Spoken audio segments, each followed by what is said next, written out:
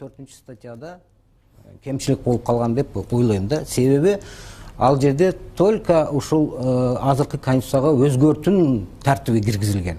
А жаңы конституциянын жаңы редакциясы же конституциянын дополнениялар жөнүндө сөз жок. Анда сөз жокпу? Вот. Сөз жокпу?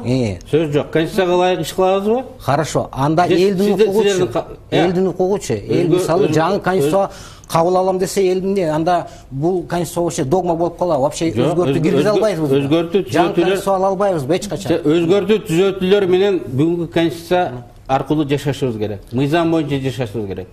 Силер эч ким эмессиңер. Орусча айтканда вы никто. Вы никто.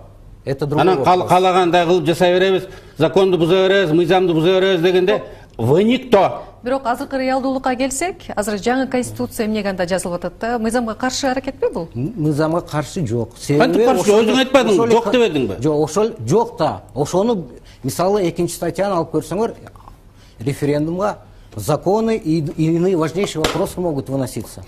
Ал эмнеге анда элдин туурабай эле конституцияны вечно догма кылып кармап тура албайбыз? Дагы жалган айтып атат. Ушул автор окшойт. Мына 2-статьяны мен окуп беремин. Орусча.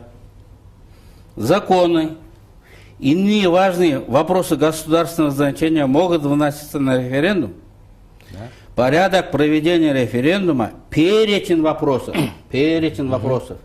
тизмеси, выносимых на референдум устанавливается конституционным законом деп турат. Мына конституциялык закон.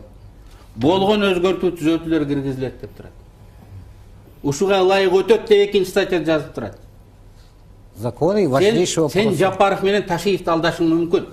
Бирок юристтерди алдай албайсың, элди алдай албайсың. Жок, биз тарыхты алдай албайсың. Силерге окшогондор нерсени Бакиев кайда? Жапаровду ошол жолго түртүп атасың. Сөзгө конок берсеңиз. Жапаровду да ошол жолго түртүп атасың. Мирлан мырза, сиз өз